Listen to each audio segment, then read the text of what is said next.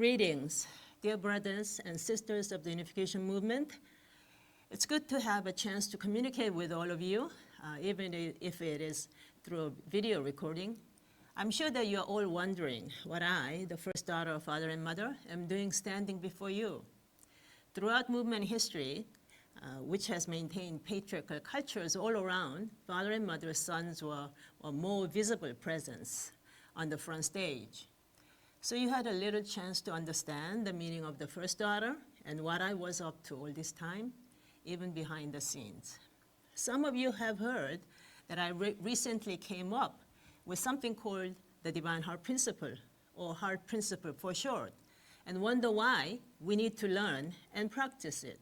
when we already have the Divine Principle by Father Moon. However, through this sharing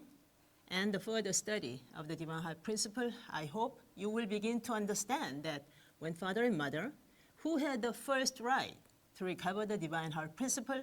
which Adam and Eve had lost as the initiating step of their human fall on behalf of humanity to come, did not, why the first child had the last right to recover it. That is, even to comprehend why I am standing here before you with the Divine Heart Principle, we must necessarily speak of father and mother, whether they fulfilled their 5% human portion of the responsibility as the central figures of the worldwide cosmic level course in the 20th century, which necessarily had to begin with their recovery of the Heavenly Parents' Divine Heart Principle Adam and Eve had lost. But before we discuss father and mother, we should recognize that our movement is currently going through tremendously challenging times due to the developments that's happening in Japanese church and the situation with our elderly Mother Moon. Although we are deeply grieving what is happening to our movement, however painful it is, we must still face the reality at hand and endeavor to comprehend why we have arrived at this point of the crisis in the restoration history. This is because our movement is not just any religious organization that just happened to come and go, but instead, one that has the critical providential portion of the responsibility to restore the wrongs committed by the human portion since the time of Adam and Eve's first human family. However, this restoration mission must be successfully delivered, step by step, on time, during the contract period, while we are still eligible to represent the human portion. This is because the physical world, where we must first gain human perfection, is bound by time and space dual-positioned limitations. Once time passes, one cannot go back to fix what went wrong. Instead, the indemnity condition remains for the failure of either the person who committed the wrong on the individual level and or the collective lineage associated with that person in case that person went to the spirit world. Nevertheless, more serious is the fact that since our initial 20th century course was at the level of worldwide cosmic level complete restoration, our good and bad choices during our contract period will not only direct the fate of people in the movement, but also the worldwide humanity, either to the direction toward Heavenly Parents' absolute ideal or the opposite of dragging the whole humanity into the unprincipled direction of continuous suffering, even to the worldwide catastrophe humanity has yet to witness. This is what it means to be the central people representing the human portion at the time of the worldwide cosmic level expectation course. That is, these people's good or bad choices from the perspective of Heavenly Parents' absolute standard will determine the fate that all of humanity and the whole creation will have to receive and endure, either for good or bad. Before we proceed further, we also need to clarify that it was not just father and mother and their family who were called on the mission, but also all of you, the first generation unificationists and your continuing lineages who were initially called for the 20th century mission. This is because of Adam and Eve's family's human fall and the creation of Cain and Abel unequal position, which has been the operating formula to divide humanity at every level of human division, even in what should have been one human lineage through Adam and Eve, the first man and woman Heavenly Parent alone created. Given this, during restoration history, which is not Heavenly Parent's ideal history, but one that attempts to restore the wrongs committed by the human portion, human lineage has since been conditionally divided into internal and external knowledge until complete restoration.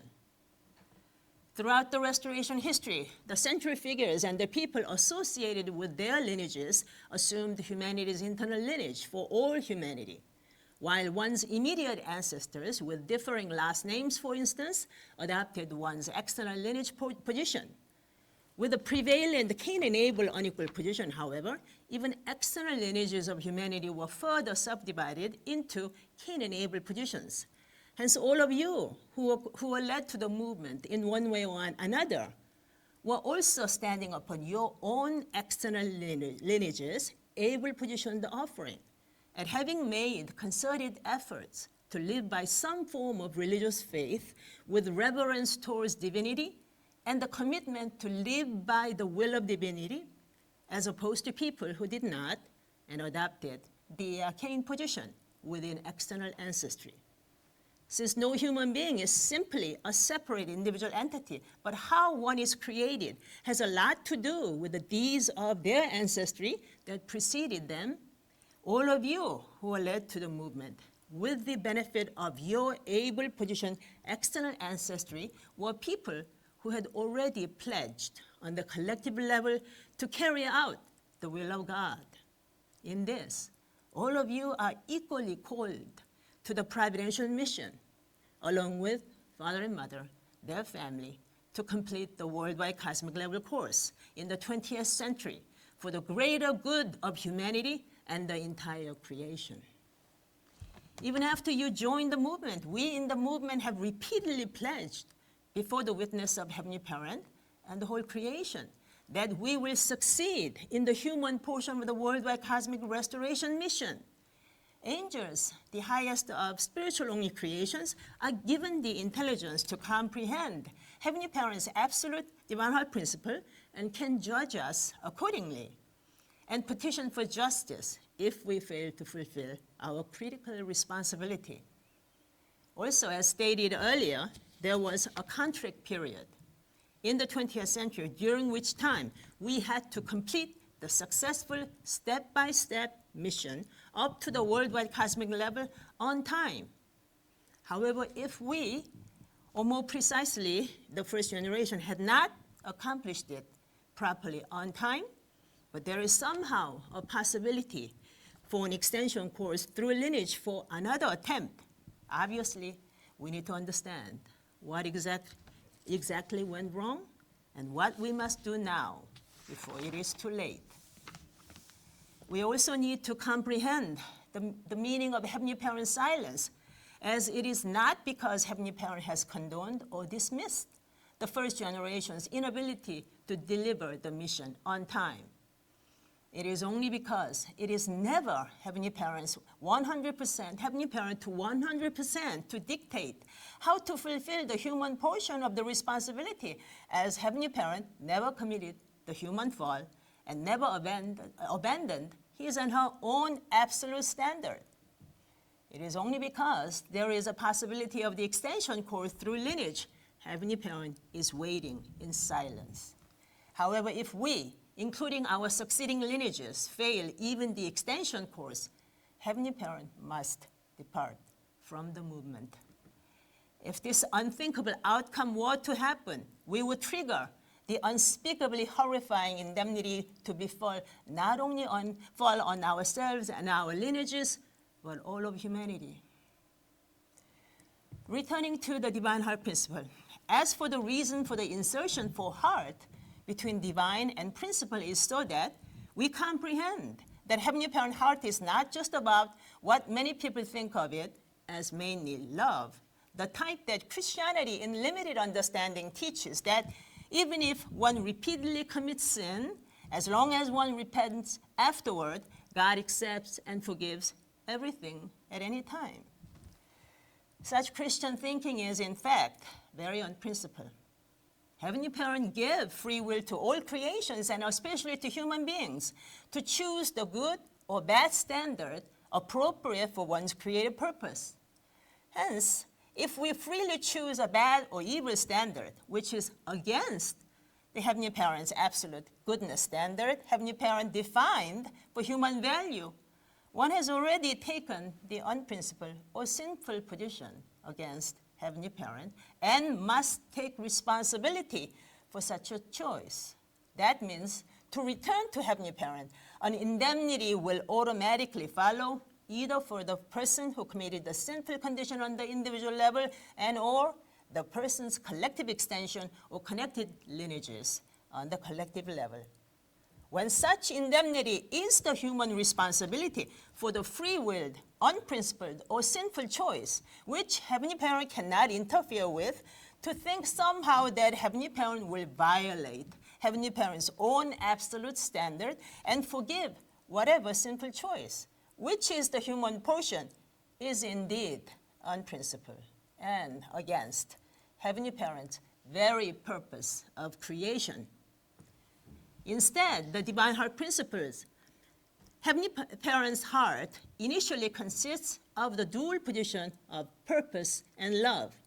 However, once Heavenly Parent chose to create or act on his and her purpose of creation, Heavenly Parent set the good and evil, good and bad, or true and false,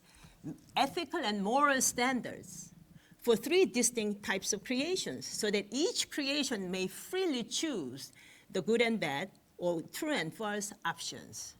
Three types of creations are ones with the spiritual-only creations, the highest of which are the angels, ones with the physical-only creations, the highest of which are the animals, and human beings with both spiritual and physical selves as the sum of both spiritual and physical sides of the whole creation. In this way, because Heavenly Parent has free will, all in creation is given free will by imitating Heavenly Parent. If Heavenly Parent did not give free will to creations, we would simply be automatons manipulated by Heavenly Parent, and there would be no point in creation. As the creator of ethical and moral standards for each type of creation, Heavenly Parent's choice is always the good and true choice. This means Heavenly Parent's love for each type of creation is true love, according to each creation's creative purpose, and always desires that each creation fulfills his and her and its creative purpose. For each creation, however, if they freely choose the bad or false choice unbecoming of their creative purpose, as said, an indemnity will automatically follow, either for the individual who committed it and or for those in the position of the collective extension. This is because no creation is simply an individual entity. All in creation have an inseparable, dual-positioned, individual and collective, existential identity and must take responsibility for their free will choice on the individual and collective levels. Some of you may still say, I already know the divine principle and it's just good enough for me. Or I have done my share of the quote-unquote mission that father and mother told me to do. Now I do not have the desire or the energy to learn anything new in terms of ideology and review and analyze whether our mission was properly delivered or not. Some may still also say, well, Father Moon declared before his ascension that the mission has been accomplished and Cheonilguk is here. And that is just fine for me. However, is this really sufficient for all of us who are called to the providential mission in the 20th century? Over many decades in our movement history, we have pledged before the witness of Heavenly Parent and the whole creation, affirming that we will deliver the complete restoration at the worldwide cosmic level, involving both the spirit world and physical world. So by what standard can we state with absolute confidence that we have truly delivered the complete restoration and created the ideal reality that Heavenly Parent has been longing for? Where exactly has Heavenly Parent's ideal been realized, both inside and outside the movement? The current world we live in is in ideological chaos and disarray with the ongoing proliferation of evil and violence. Our movement is no better off with ideological confusion and divisions without the unity centered on Heavenly Parent's absolute standard. And now there is an external threat to the movement's very core. Why? Is this Heavenly Parent's ideal reality, or what we call 천일국, we have created on behalf of humanity and the whole creation? So the fundamental question still remains: did Father and Mother really teach us the correct version of Heavenly Parent's absolute ideology of divine heart principle, which Heavenly Parent established before the creative process and before the Christianity-inspired Messianism on which our movement's divine principle was based? Or did Father and Mother simply begin with Christianity-inspired Messianism and developed a variation of it in their theology of true parentism, seeing themselves as the 100% manifestation of God at all times? If the latter has been the case in our movement history, it is a profoundly serious problem, as we could never fulfill our worldwide cosmic level mission with such an aberrant ideology. Some people, anxious for a quick comparison, have asked what the difference is between Father Moon's divine principle and divine heart principle. Simply stated,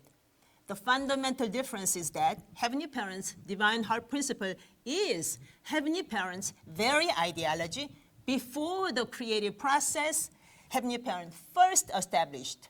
which not only sets the true and first good and evil, ethical and moral standards for each type of creation, but also defines Heavenly Parent's 95% limited portion in realizing his and her 100% ideal of creation.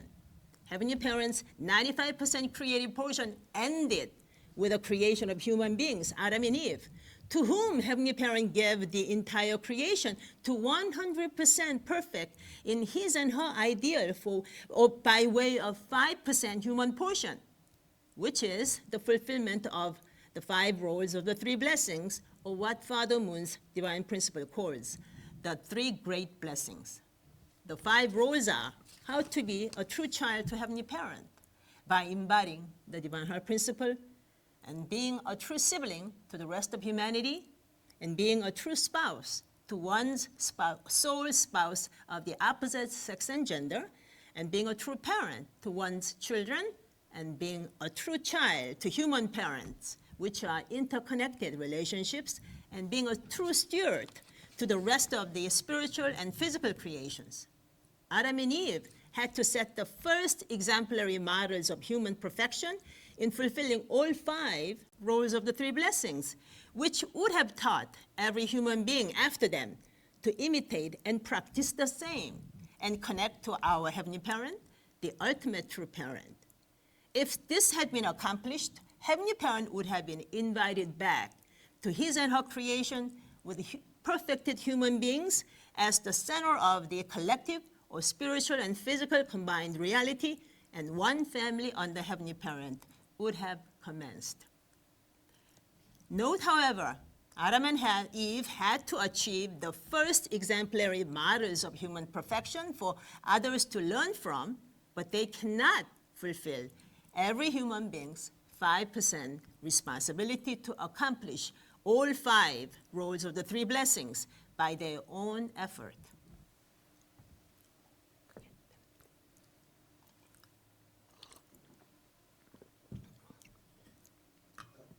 Nevertheless, with Adam and Eve's human fall, Heavenly Parent hoped for the first exemplary human couple to show the way for equal human perfection for all others to come could not be realized.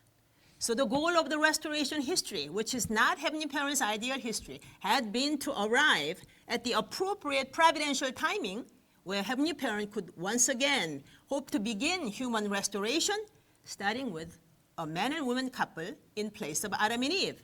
who might be able to succeed with their human portion, which Heavenly Parent can never interfere with. Also because Adam and Eve's human fall was the lowering of human value comparable to the instinctive physical-only creations, an appropriate number symbolism of indemnity period had to be paid,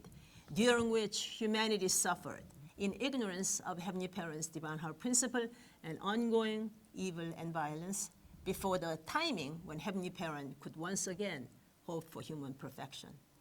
However, as we well know, the restoration history has been marked by repeated failures and incompletions of the central people representing Adam and Eve's family, who created additional indemnities for humanity to suffer through. This meant that the mode of providence has been prolonged due to human central people's failures. The next central people, especially at the worldwide cosmic level course, are in the position of the sinners of all sinners today. That is, since Heavenly Parent will never interfere to let the indemnity conditions, which are all incurred by human portion since the time of Adam and Eve's family, plaguing humanity, disappear like magic. The mode of restoration history is prolonged. The next century people are in the position of the sinners of all sinners to date, carrying the grave responsibility to undo the accumulated sinful conditions. It also means that if they committed any new unprincipled condition incurring indemnity, it would only add to the sinful conditions they had already inherited from the previous people. In contrast, Father Moon's divine principle began from the Christian presumption that the restoration history is built upon the end goal premise to reach the climax, that when the Messianic person or semi-divine figure who are 100% manifestation of God appear, it will be a guaranteed victory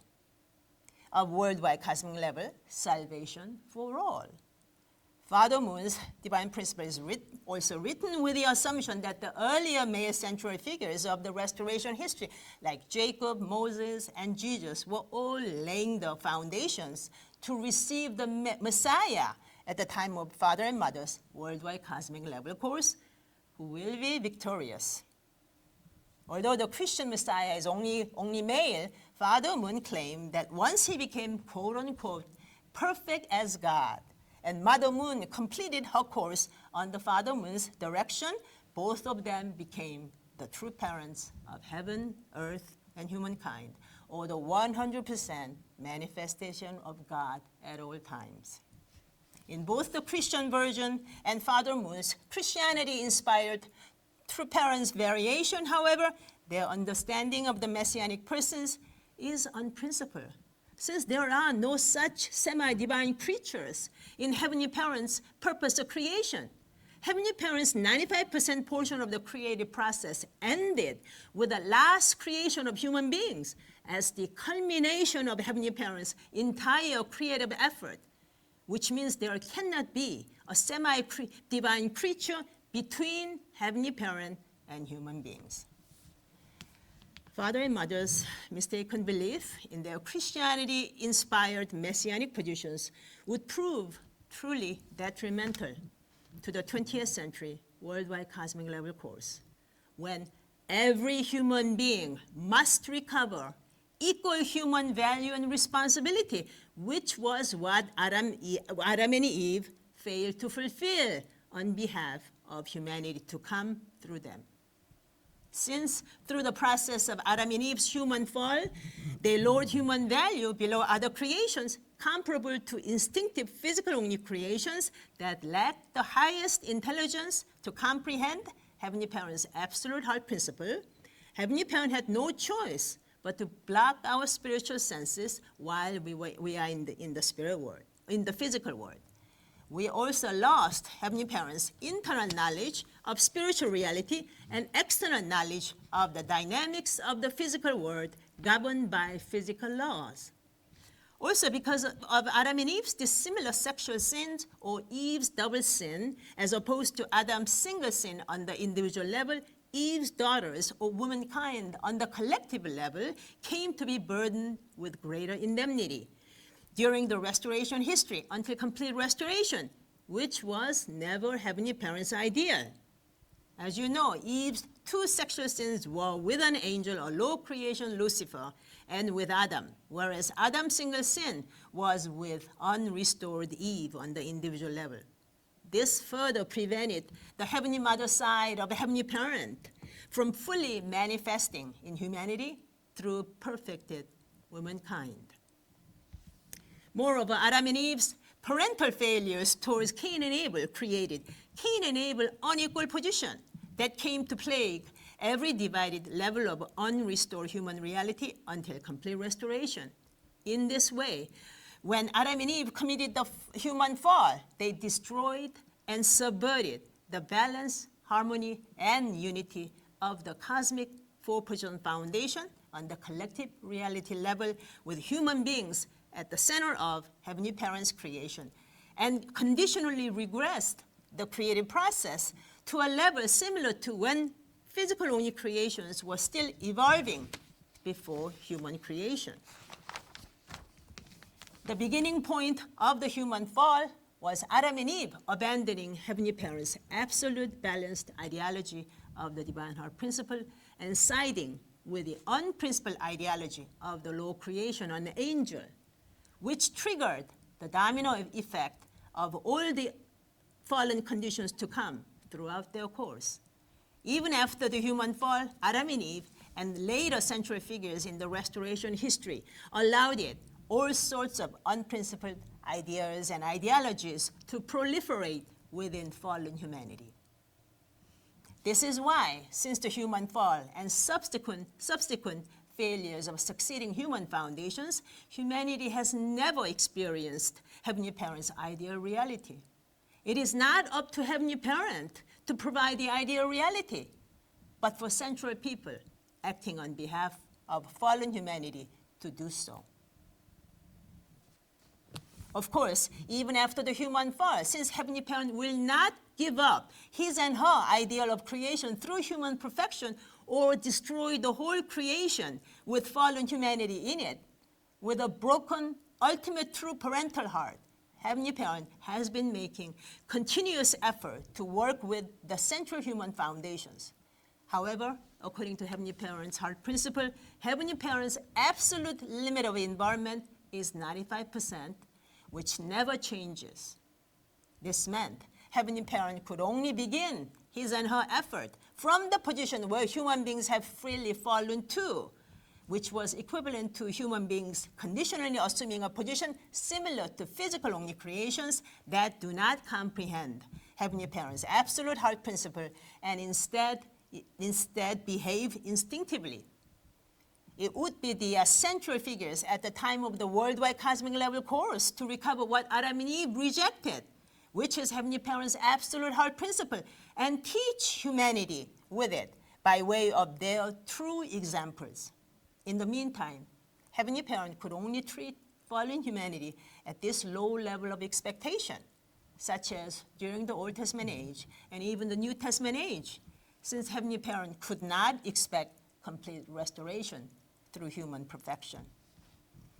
The above also meant that at the time of the worldwide cosmic level course, the first thing Father and Mother, as the central figures, had to do before anything else was to endeavor to recover what Adam and Eve initially lost, Heavenly Parent's absolute divine heart principle.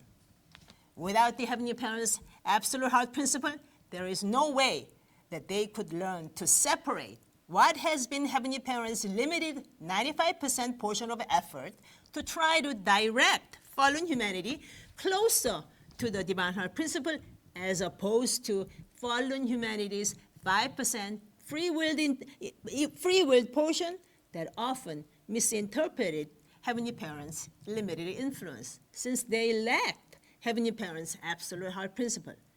as it was not the providential timing for the worldwide cosmic level course.